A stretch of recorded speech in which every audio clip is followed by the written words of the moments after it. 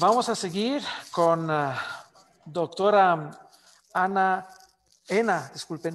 doctora Ena Gámez Balmaceda, que es doctora en Medio Ambiente y Desarrollo egresada de la Universidad Autónoma de Baja California en México. Tiene una maestría en Ciencias de la Tierra del Centro de Investigación Científica y de Educación Superior de Ensenada, México. Y es ingeniera civil de la Universidad Nacional de Ingeniería, Nicaragua. Ya ven aquí varios títulos. La doctora Gámez realiza investigaciones en hidrología, inundaciones y riesgo sísmico.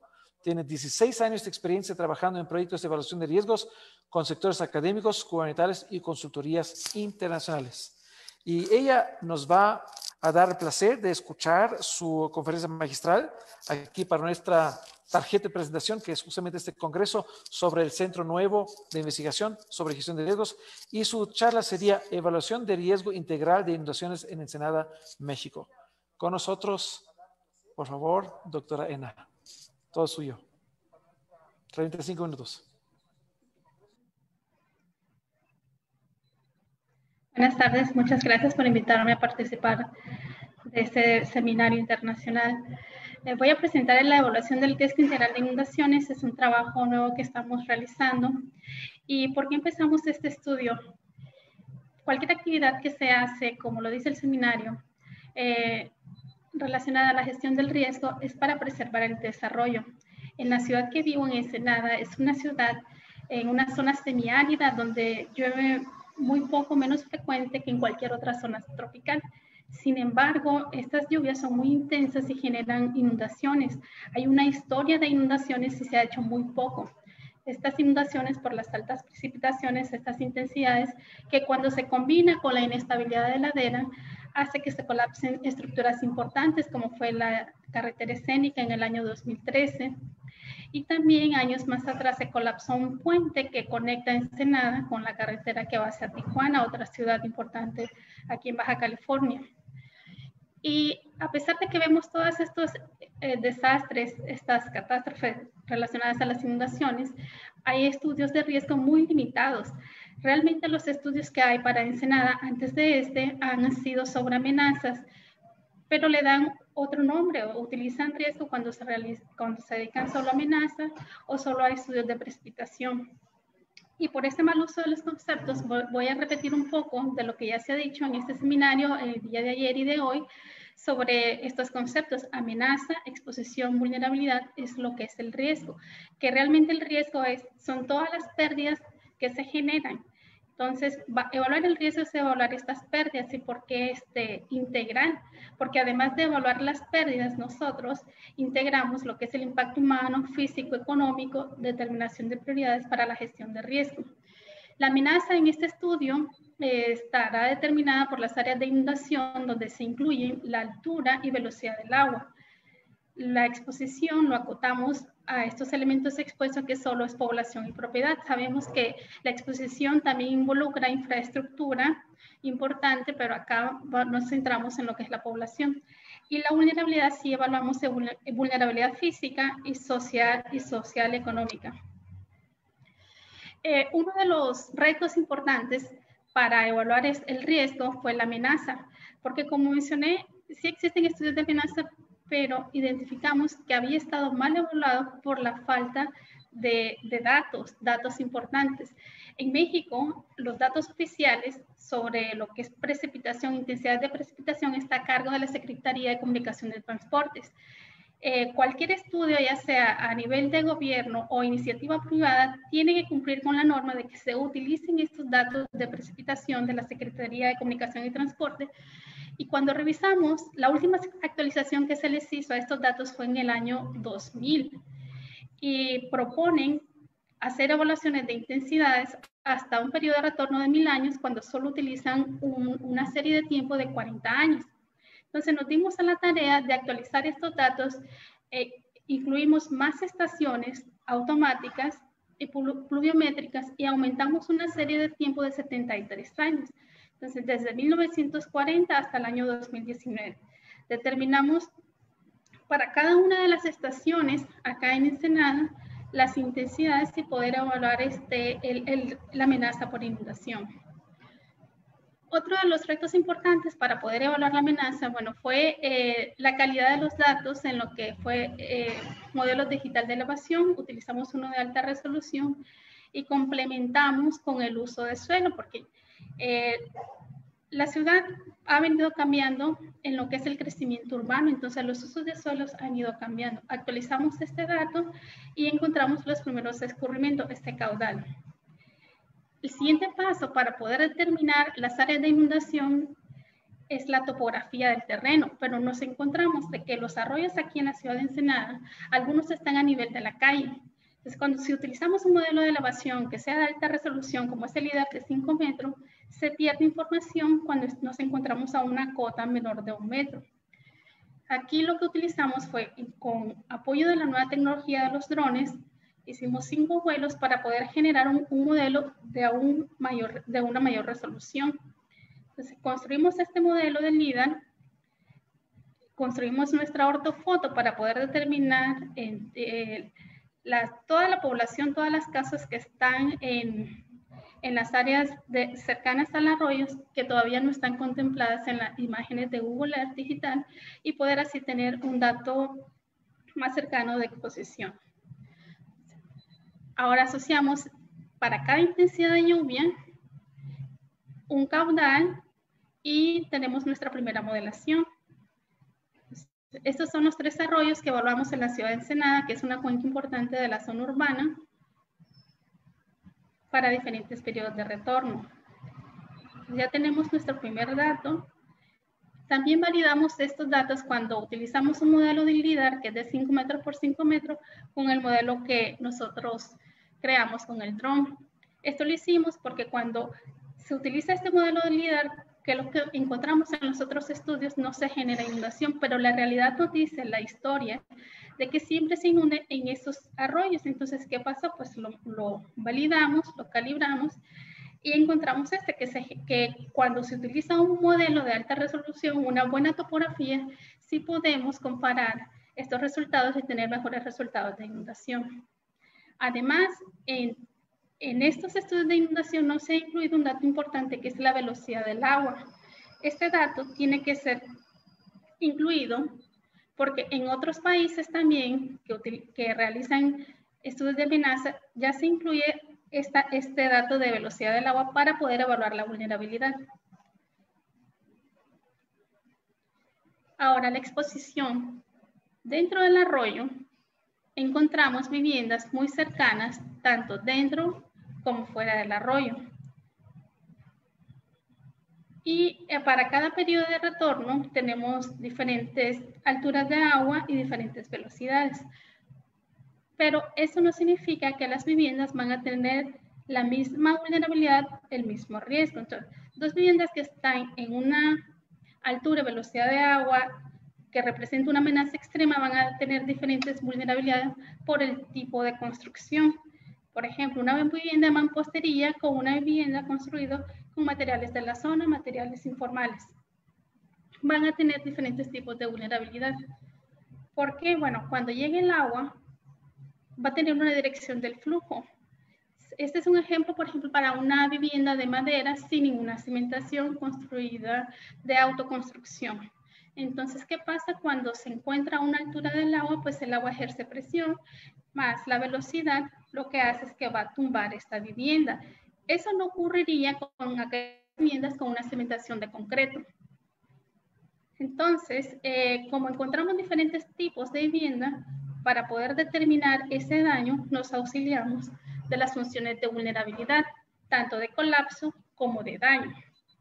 Pues utilizamos las funciones de vulnerabilidad de colapso de Estados Unidos, porque encontramos, después de hacer un estudio sociocultural, de revisión de estudios fronterizos y sociales, del tipo de vivienda que se acostumbra aquí en Ensenada, ya sea por la arquitectura o por los usos y costumbres, tienen cierto parecido a las de California, y también se compra mucha vivienda móvil de madera de Estados Unidos. Entonces, por este motivo, pues se utilizó este tipo de funciones y también se determinaron funciones para los otros tipos de vivienda. Los 4 tipos de de construcción que encontramos para la zona son materiales ligeros de todo tipo de materiales de autoconstrucción, de madera, de mampostería de un piso y mampostería de 2 pisos. Al evaluar estas funciones de vulnerabilidad, encontramos vulnerabilidad baja, media, hasta colapso, que ya es el 100% de la estructura. Y esto ocurrió en aquellas viviendas de material ligero o de madera que no tenían una cimentación. En las estructuras de mampostería de madera, el tipo de daño que se encontró fue en las paredes por la forma en cómo se construye. Esto, pues, nos referimos a estas viviendas cercanas al arroyo que son autoconstruidas. Ya que determinemos el daño, procedemos a la evaluación integral del riesgo, que es evaluar las pérdidas económicas, determinamos cuál es el mejor método aplicable a las condiciones locales, cómo determinar estos costos, evaluamos la vulnerabilidad social para determinar las prioridades y hacemos un análisis del impacto socioeconómico.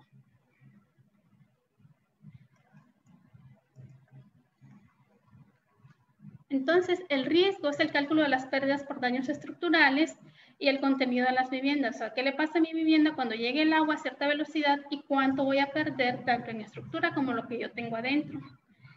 Y esto lo hicimos haciendo un análisis de las condiciones socioeconómicas, cuáles son los usos y costumbres que tiene la gente, cuánto cuesta los enseres que acostumbra tener, dónde los compra, ya sean usados o nuevos, y eso con respecto a lo que tiene, y el valor del contenido también. Hicimos una comparación con las guías que propone el CENAPRED, que es el Centro Nacional de Prevención de Desastre, y los costos que estima para cada una de estas viviendas. Estos costos del CENAPRED varían mucho en lo que es la zona fronteriza con lo que es el centro del país. Entonces, algunas fuentes que consultamos sobre el tipo de vivienda, los costos fue con el trabajo de campo, le preguntamos a las personas cuánto invierten en su construcción, en estudios fronterizos, el tipo de vivienda que tiene la gente o que compra. Por ejemplo, una vivienda móvil, cuando hicimos el trabajo de campo, costaba unos $10,000. También investigamos en el Instituto de la Vivienda cuánto ofrece una vivienda en las aseguradoras, el seguro cuánto, por ejemplo, las viviendas de madera contra incendio, cuánto es el valor que le da esta aseguradora por reemplazar esta vivienda, el reglamento de edificaciones del municipio, el Departamento de Obras Públicas. Entonces, estos son los valores que encontramos promedio y finalmente asociamos la altura del agua para ver cuánto pierde y el daño estructural y los costos de reemplazo. Para cada periodo de retorno, que tenemos diferentes elevaciones y diferentes velocidades, tenemos a cuánto ascendería el costo del daño total de estas viviendas seleccionadas. Y bueno, en resumen, para llegar a esta evaluación del riesgo, es la combinación de la amenaza, altura y velocidad, las funciones de vulnerabilidad y las pérdidas económicas, que por ejemplo para un periodo de retorno de 100 años aproximadamente son 11.2 millones de dólares lo que se obtendría para este escenario. Ahora la integración del riesgo. Si ya tenemos el riesgo, tenemos nuestro mapa de inundaciones y queremos ofrecerle este dato al municipio para saber dónde puede empezar a trabajar en medidas de mitigación o de atención o al sector operativo, entonces lo hacemos por medio de un mapa de vulnerabilidad social y, por ejemplo, las zonas en rojo son las manzanas con una vulnerabilidad social alta.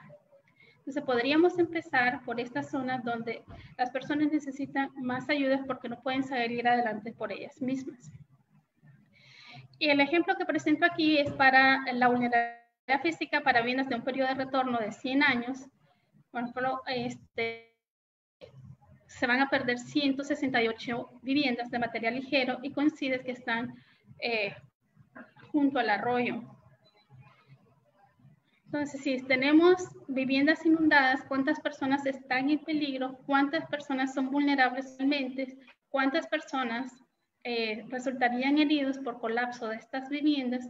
¿Y cuántas personas necesitarían albergue, ya sea por colapso o por daños estructurales mayores que tienen que abandonar su vivienda?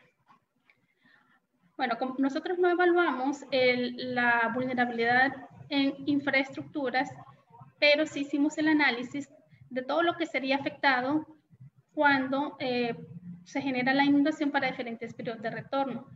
Por ejemplo, cerca del arroyo, aquí en un área de inundación, encontramos estaciones de bomberos, estaciones de policía, escuelas, una institución de gobierno que proporciona el servicio de agua potable, la inundación en 7 calles, 7 avenidas importantes, que esta información es básica para el sector operativo. Cada vez que ocurre una inundación, Protección Civil va a rescatar vehículos de los arroyos o de las calles que están inundadas. También la policía y bomberos son los que proporcionan este tipo de servicio, lo que es el sector operativo. Entonces, ¿qué pasa cuando se inundaría esta área en un periodo de retorno de 100 años? Ellos no podrían estar en la disposición de poder ayudar o de poder salir. Entonces, se reduce el número de atención. Además, encontramos en toda el área de inundación aquellas viviendas que se dedican a la actividad económica y de servicio. Por ejemplo, talleres mecánicos, estéticas, viviendas con tiendas y todo ese tipo de vivienda que de alguna manera tienen su propio medio de subsistencia en su vivienda con algún negocio. Entonces, a la hora de que se inunda, se pierde el ingreso diario afectando a unos 1.700 trabajadores. Bueno, de este análisis, nuestros comentarios finales obtenidos, encontramos que las construcciones de material ligero y de madera son las más vulnerables, que corresponden a las viviendas de autoconstrucción y a las casas móviles en Estados Unidos. Bueno, aquí no quiero decir que todas las casas móviles sean malas, no. El asunto aquí en Baja California es que se compra casi todo usado de Estados Unidos. Y la ley de California prohibió algunas casas móviles porque no cumplen con los estándares de seguridad para la amenaza sísmica. Entonces, todo lo que prohíben en California lo traen para Baja California. Encontramos que las viviendas más resistentes a la amenaza son las que tienen una cimentación rígida que corresponde a las de mampostería y concreto de 1 y 2 pisos. Para el análisis de las condiciones socioeconómicas influye en la vulnerabilidad. Era lo que comentaba, que el 90% de la población en Baja California compra bienes usados o nuevos de Estados Unidos. La evaluación del riesgo es un proceso complejo y requiere un enfoque multidisciplinario que incluya las ciencias físicas y sociales. En este trabajo, incluimos el trabajo de gente que se dedica a los estudios sociales y gente especialista en los estudios físicos. Aquí no es que el de ciencias sociales está haciendo cosas físicas o el de física cosas sociales. Aquí fue una combinación de expertos, de especialistas en cada una de las áreas y se juntaron esos estudios. Se determinaron las áreas de inundación satisfactoriamente con las modelaciones evaluadas y se actualizaron los principales datos, tanto de precipitación y de uso de suelo. La evaluación de la vulnerabilidad proporciona el daño estimado para los distintos tipos de construcción de tal manera que se espera concientizar a la población a la hora de decidir construir en zonas propensas a inundarse.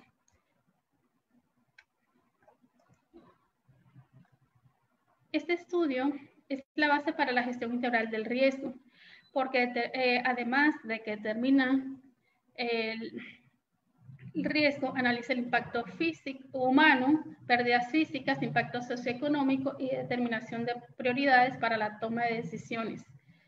Las guías de CENAPRED, que es el Centro Nacional de Prevención de Desastre, para la evaluación del riesgo, son aplicables a cualquier ciudad si se complementan con el análisis de la vulnerabilidad estructural y el análisis de las condiciones socioeconómicas, culturales, geográficas y actualización de los datos oficiales. Aquí me refiero a que estas guías lo que hacen es un análisis de la amenaza y del riesgo, pero están omitiendo muchos detalles, por ejemplo, de la vulnerabilidad, de las funciones de vulnerabilidad, de la actualización de los datos. O sea, si estas guías son aplicables si se complementan con una actualización de los datos y de las condiciones locales de cada ciudad donde se vaya a aplicar. Las están hechas para México, pero cada ciudad es distinta, entonces se tiene que hacer un estudio local de la ciudad para poder aplicarlas. Y bueno, mis comentarios finales es que se está trabajando, luego de hacer este trabajo, con autoridades para discutir mejores en la planificación urbana. Empezamos a tener pláticas con algunas personas de gobierno para trabajar en este tipo de trabajos, en el sector operativo también, y empezamos a revisar algunos trabajos de CONAGUA donde se limita la zona federal y que se prohíba construir en estas zonas del arroyo, porque está en la ley ya de CONAGUA de hasta dónde tiene que ser el margen donde tienen que construir las personas. Y también se están preparando réplicas o proyectos similares tanto en México como en otros países. Ya hemos hecho propuestas concretas para trabajar en el departamento de Córdoba, en Colombia, no solo a nivel de ciudad, de población y vivienda, perdón, sino también en el sistema de agua potable y saneamiento. Nos han pedido que hagamos una propuesta de cómo evaluar el riesgo en este sistema y hemos estado trabajando muy cercanamente con especialistas en estas áreas en Colombia. Y finalmente, todo esto, un resumen de lo que hemos estado presentando de una manera fácil y accesible, lo hemos preparado a manera de una guía de evaluación del riesgo de inundación, que será publicado próximamente en un libro de ciencias sociales, y el capítulo sería el capítulo 3, donde se incluye los distintos métodos aplicables para hacer una evaluación integral del riesgo. Muchas gracias. Esto sería todo.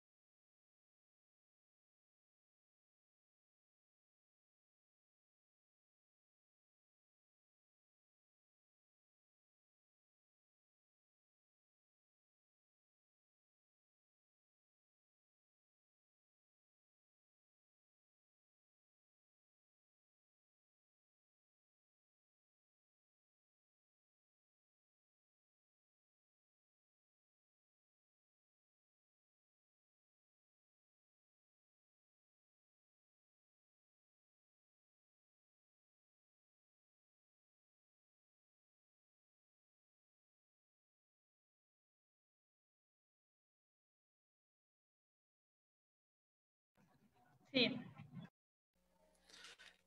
Disculpen, tenía una mala señal aquí y tenía que salir para arreglar aquí el enchufe. Por favor, gracias por este excelente trabajo. Tenemos problemáticas aquí mismo en Ecuador que son absolutamente idénticas. Y viendo aquí como su forma de ver la misma amenaza con diferentes tipos de vulnerabilidades es extremadamente fascinante, porque a través de un poquito de corrección, a través de la, obviamente, actividad humana, las cosas pueden obviamente reducirse. La pregunta de millón es siempre la misma, ¿no? Aquí en Ecuador, allá en México, o sea, en Bangladesh. ¿Por qué la gente regresa a los mismos sitios tan vulnerables? ¿Qué podrían decir usted a nosotros en forma corta, así de comentario de este pregunta de millón? Por favor, Ena. Muchas gracias. Pienso que uno de los problemas originales es la falta de regulación del gobierno, porque precisamente el gobierno es quien autoriza, quien da permisos de construir allí. Entonces, casualmente, yo trabajé en Protección Civil hace unos años y el Instituto de la Vivienda quería construir cerca de un arroyo en una zona federal. Entonces, empieza también no solo de la gente busca el lugar más económico para vivir, pero necesita un permiso para construir. Eso podría ser una. Y segunda, pues la situación económica. Como mencionaba, la gente busca lo más económico, lo más viable para ellos. Y no están conscientes del peligro, del riesgo. Aquí en Ensenada llueve muy poco. Entonces hay poca conciencia sobre el riesgo de inundación por el hecho de que llueve poco, pero cuando llueve se inunda.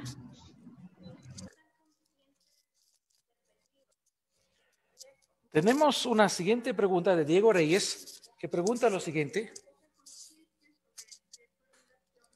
Un buen análisis de riesgo integral. ¿Se consideró los medios de vida de las personas que se han expuesto a la amenaza?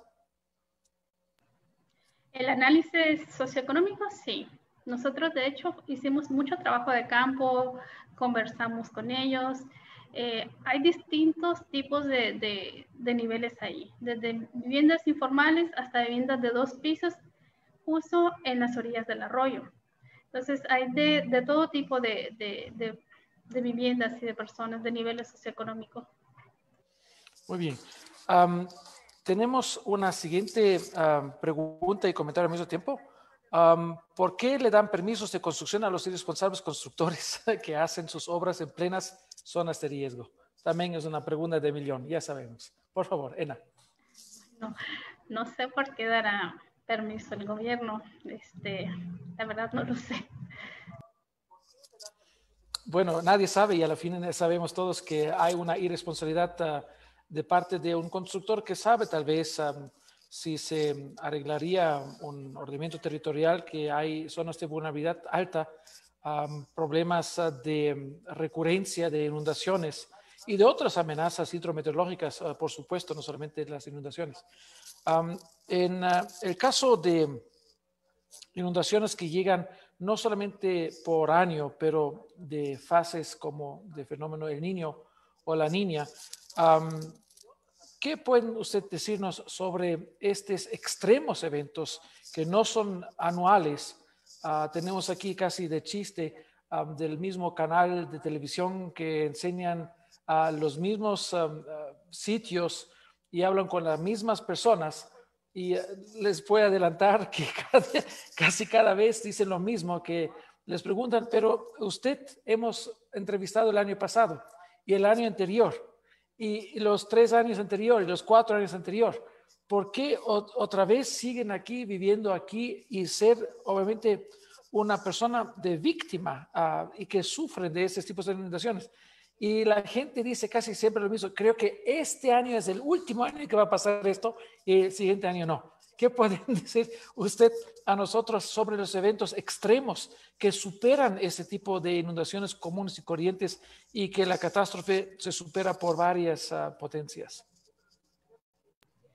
Sí, en el análisis que hicimos, tomamos en cuenta lo que es la variabilidad climática de estos fenómenos. Aquí es cuando es niño, es que llueve más, es cuando se presentan estas lluvias. Algunas personas sí toman algunas medidas, pero no todas, porque Protección Civil sí está muy atento para dar este tipo de pronóstico. Cuando se aproximan lluvias, da sus pronósticos, les pide a la gente que tomen sus medidas para todo tipo de población. Pero yo pienso que falta un poco lo que es la conciencia. Aquí las personas, no todo el mundo dice, sí, me voy a ir, este es el último año que vivo aquí. No, las precauciones que toma la gente es que lo que dice Protección Civil, no vaya por esos arroyos, no salgan, pero pues se quedan allí. Entonces, prácticamente no abandonan sus casas. Así es, lamentablemente, también un problema cultural y hasta a veces religioso, de cual la gente se expone mucho más a los riesgos que deberían en sitios realmente peligrosos. Vamos a tratar un poquito el tema, si hay forma de comentarlo de parte de usted, ese tema también. Del contrario de la inundación, cuando ya terminan las temporadas de lluvia, hasta los fenómenos El Niño y la Niña, en algún momento tienen una forma de terminación, o al menos una reducción de las grandes apreciaciones pluviométricas. Y tenemos exactamente el contrario, que la gente conoce como sequía y nosotros como déficit hídrico. Justamente estaba involucrado con una colega de usted en su trabajo. Yo no trabajé en esto allá, solamente escuché de los progresos que tenían en Querétaro sobre el déficit hídrico. Querétaro es una ciudad que crece enormemente. Hay una cierta tipo de seguridad de infraestructura que crece y la gente, obviamente la población crece porque se ve allá que hay seguridad, hay trabajo, empleo y lo demás. Y cada año tenemos un nivel más bajo del nivel freático y cada vez tenemos menos agua. ¿Qué podemos decir en ese sentido? Estamos aquí en el va y ven, en cierta forma, el yin y yang, si quieren. De aquí tenemos inundaciones y ya no tenemos nada de tomar. ¿Cómo podemos solucionar con convertir el desastre en un beneficio a través de inundación y déficit hídrico? ¿Qué ideas tiene usted que pueden compartir con nosotros en este momento, doctora Ena? Allí en la ciudad de Querétaro tiene cierta similitud con Ensenada, que las dos son zonas semiáridas. Aquí también hay falta de recurso hídrico, es muy escaso. Algunos proyectos que se han propuesto cuando llueve mucho son la captación de agua o cosecha de agua de lluvia. Estamos muy lentos en ese tipo de proyectos, en lo que es tecnología, a pesar de que sí hay proyectos de lo que es el aprovechamiento del recurso hídrico. Aquí todavía no se ha tratado de hacer ese aprovechamiento de cuando hay inundación, de cuando llueve lluvia, cómo sacar el provecho. Entonces, ni siquiera para mitigar el riesgo se ha hecho mucho menos de ya convertir la inundación en un aprovechamiento del recurso hídrico. Muy bien, entonces en ese sentido también una pregunta complementaria. ¿Cómo es la captación del agua para tener un poquito de reservas? Y no hablo de la forma sencilla de una cisterna privada de una vivienda, más aún de una forma de una reserva tal vez para un pequeño pueblo o varias. ¿Cómo sigue ese tipo de asunto de enseñar a diferentes alcaldías qué pueden ellos hacer cuando llega demasiada agua, que se quedan para el tiempo justamente cuando no tienen agua o no nada de la parte del recurso hídrico? Aunque aquí no lleve tanto como para tener esa reserva de agua. Aquí el promedio anual de la lluvia es como 270 milímetros. El agua que consumimos aquí en Baja California, gran parte viene de Estados Unidos, entonces no tenemos esa reserva de agua. Hay algunos proyectos que están haciendo, por ejemplo, la desalinadora que mucha gente no lo ve viable, que sale muy costoso.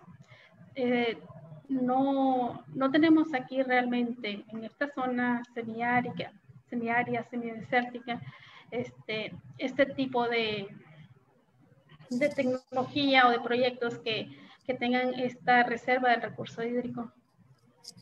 Bueno, tenemos aquí un comentario, una pregunta de lawyer Joffre Ceballos Quinto, que dice: buenas tardes, ¿cuál es la distancia reglamentaria para construir cerca de los arroyos, ríos, etcétera? Obviamente es de país por país, supongo, diferente. ¿Cómo sería en el área de usted, con su experiencia?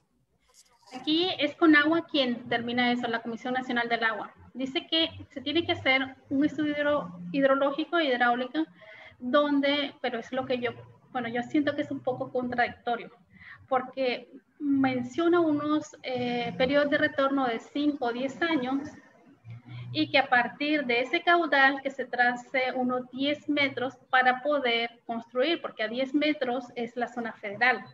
Y aquí de 5 a 10 años, si hablamos de inundación no se inunda tanto. Olvidé mencionar en mi presentación que en los arroyos que analicé, los daños importantes se presentaban a partir de un periodo de retorno de 25 años. Tal vez en la zona central del país, donde llueve mucho, un periodo de retorno de 5 o 10 años sí es significativo, pero para esta área, que es semiárida, que la lluvia no es escasa, digamos, pero cuando se presenta, pues sí llega a tener intensidades importantes, no es tan grande. Ahorita casualmente estamos trabajando en un proyecto para determinar si este caudal de 10 años, hasta dónde llegaría la cota de los 10 metros. Es 10 metros lo que dice la norma, que después de los 10 metros de la crecida máxima, 10 metros, trazar 10 metros y a partir de los 10 metros empezar a construir. Bueno, en México 10 metros, aquí estaremos felices que la gente respetaría 10 centímetros desde la orilla del río. Pero bueno, así son las cosas de país a país. Lamentablemente, a pesar que tenemos culturas muy similares y gente que cruzan los bordes de uno a otro país latinoamericano, no tenemos algo unido de afrontar esos tipos de problemáticas de este rama de gestión de riesgos para que podremos tener una vida más tranquila al frente de los desastres de tipo de origen natural. Doctora Ena, encantado haber escuchado a usted y su exposición. Estamos muy orgullosos que usted estaba parte de nuestra tarjeta de presentación con este congreso y esperemos que en algún momento antes o después de la pandemia que se termina, que podemos darle la bienvenida aquí en nuestro país y poder intercambiar ideas y también conocimientos y experiencias, porque las temáticas son similares, los paisajes son en partes similares, no siempre, no tenemos tanto desierto como ustedes allá, pero las problemáticas son las mismas, déficit hídrico, inundaciones, diferentes tipos de vulnerabilidades y obviamente la amenaza general de la parte hidrometeorológica y de cambio climático que también nos afecta en cierta forma. Muchísimas gracias de nuevo y hasta muy pronto. Muchas gracias. Encantada de poder colaborar. Gracias. Vamos a